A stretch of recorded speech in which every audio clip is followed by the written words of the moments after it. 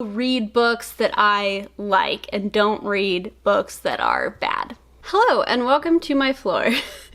Switching up the location, I'm just sitting here in front of my bookshelf. Ignore the cat noises. They got a new cat tree for Christmas. It's very extravagant, very beautiful, very lush, and they are loving it. But you might hear some little scratchy kitty noises. Anywho, today we are talking about a time-tested January tradition, which is New Year's resolutions. So, well, we all know that New Year's resolutions are sort of a scam because really you can make changes to your life at any point throughout the year. Like, nothing changes when the new year rolls over, but for a lot of people, and for myself, it is kind of a good time to like just reflect on your habits, things you want to work on, and stuff like that. And it's just a good transitionary period, even though it's completely arbitrary. Anyway, without further ado, these are my New Year's resolutions. So some of these are related to like YouTube and makeup stuff, and then others are just more like personal stuff, organization stuff. So yeah, let's get into it.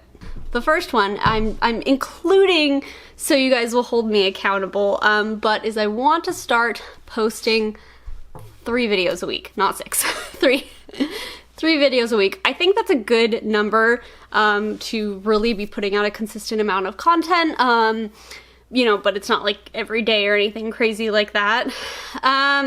I struggle with like 1 to 2 videos a week.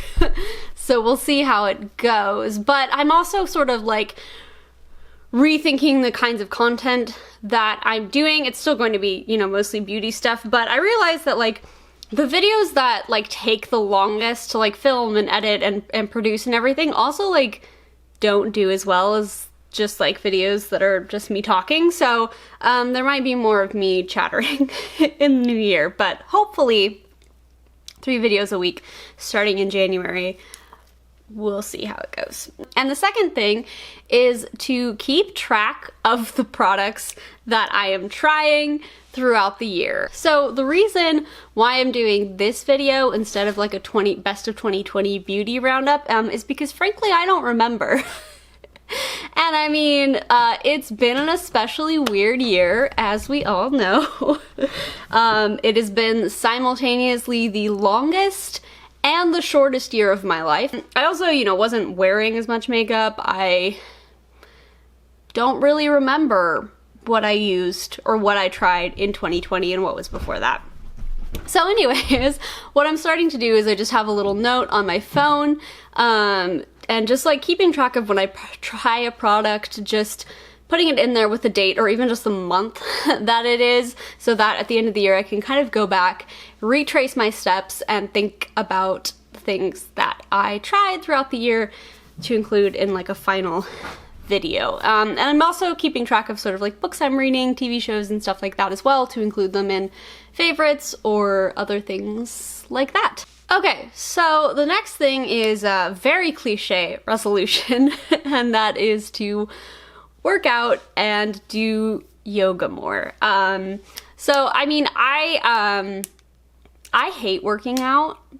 I really hate it. I don't hate it as much while I'm doing it or like after I've done it. I feel great, but it's the getting up the motivation to do it, and also the finding the time to do it. So I've been doing like Chloe Ting workouts like here and there, but I want to be more consistent with them because, you know, I want to get a little stronger and a little more stamina, and I just like, I do feel better when I'm working out consistently. I sleep better, it's good for you and all of that. And her workouts are pretty short, so they're easy to kind of fit into a day. I just need to like do them.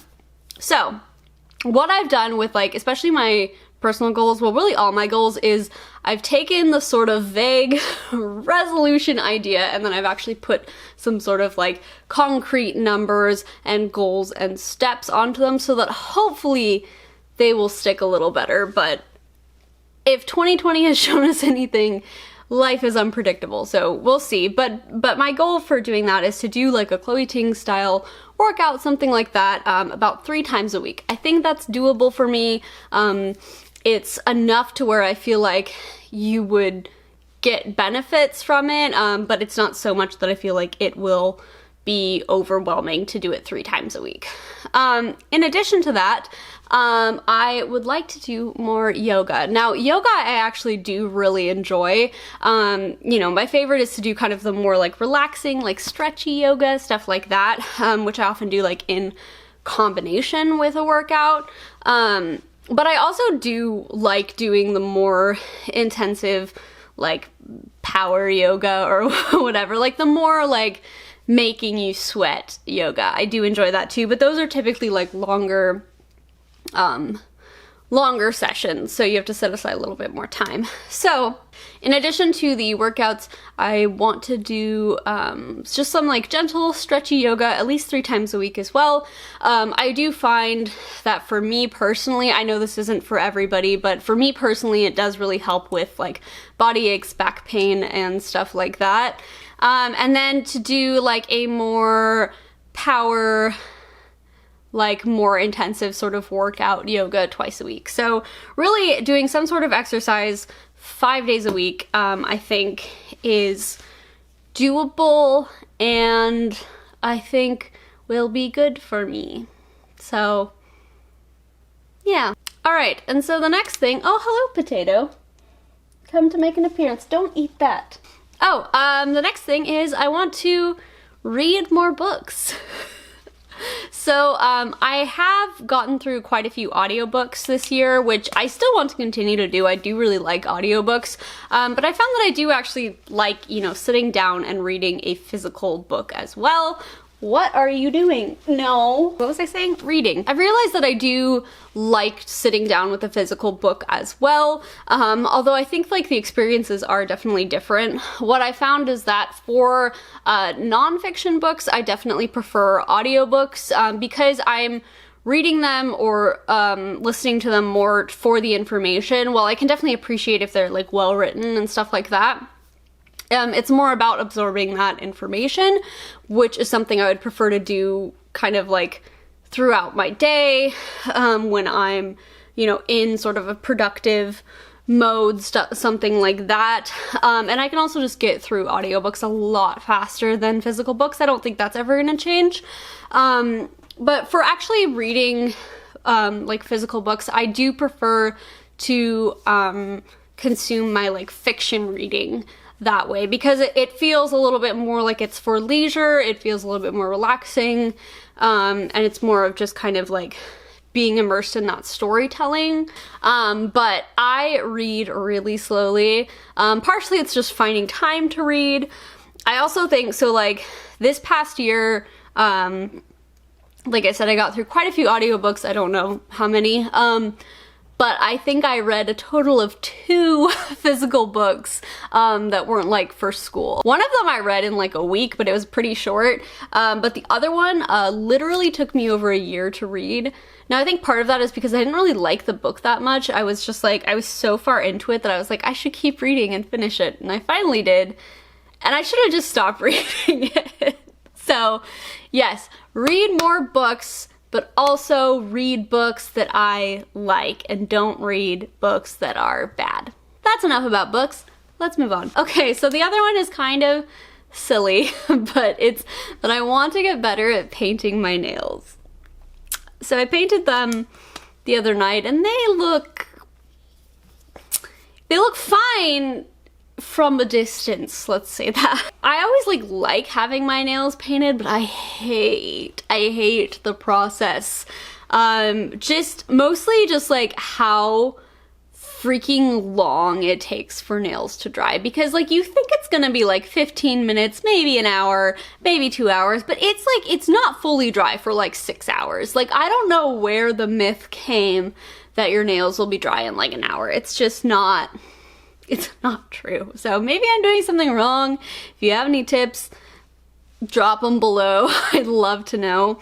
But the reason why I want to get better at just like painting my own nails, which is really just an exercise in patience, is because like, one, I haven't been going to the salon because, I mean, one, because of COVID, and 2, it's just expensive. It's expensive to keep up. And I also find that both like gel and acrylics really just destroy my nail bed, and I'm really trying to get healthier nails, so regular polish is a lot better for that. And also, like, when I get like long nails like acrylics, I do like it. I do like the feeling, but I also can't play guitar, which I don't do that much, but you know, I like to have the option.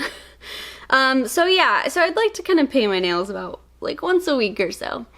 We'll see how it goes. I'm not optimistic about that one. All right, so the next New Year's resolution is one that has been a New Year's resolution of mine for several years, and that is just to get up earlier. I have never been a morning person. I've always been a night person. But like, I do find I'm like more productive. I can get more done when I get up earlier, and I don't like mind being up early. It's just, I don't know, just in the morning, all I want to do is go back to bed. So for this, I think that realistically, I would like to get up around 7. And right now I'm getting up at like 9:30, 10, 10:30. But I think 7 is a good point where it's early, but it's not too early. It's kind of like a good basis, because I find when I try to get up at like 5 or 6 in the morning, like I'm just like ready for a nap by 9 a.m. So I think 7 is like a good goal to shoot for. So to start with that, in this next upcoming month of January, I just kind of want to get out of bed, not just up, but out of bed by 8. And I think that that is like a realistic goal, a realistic, achievable goal that will get me closer to my end goal, which would be to get up at 7 a.m. every day. So then like the next month I'd push back to 7:30, and then hopefully by March, I'll be getting up at 7. And of course, this probably won't be every day. There's gonna be variation, of course, but that's the goal. That's the goal. So in order to do that, I'm going to try to be in bed by 11 and asleep by 12. Again, I think that is like realistic enough, because if I were to say I want to be in bed by 9:30 every night, it's just, it's not going to happen. But I think 11 is like doable, you know? So the next one, which I have just been doing like this past week, is to plan out dinners for the week. I know there's all sorts of meal prepping, meal planning, and all sorts of things that people do. I don't think I'm organized enough to like make a list for the whole month and like do all of my grocery shopping around it. I don't know about that. However, just planning out dinners for the week, I think will definitely make it easier, so that we're not like, oh, what do you want to do for dinner? Oh, what do you want to do for dinner? Blah, blah, blah, blah. And that way I can plan those dinners around groceries we already have, and we can just kind of like pick one based on what we're feeling. Like breakfast and lunch is usually a little bit easier, because it's just like leftovers or eggs and toast or oatmeal or whatever.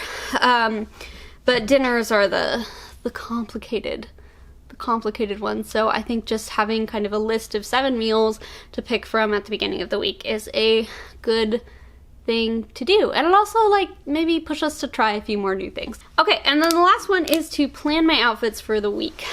So I've already been doing this sometimes, and I do find like it is nice to kind of like already have that stuff really planned out, because I do find like when I don't plan out my outfits, when I don't have an outfit in mind, I'm just wearing leggings and a sweatshirt, which, you know, is fine. That's fine. But I do think like actually getting dressed does help me feel like more put together, a little bit more productive and all that jazz. And also, you know, you get to try out different things from your wardrobe. So that's another resolution.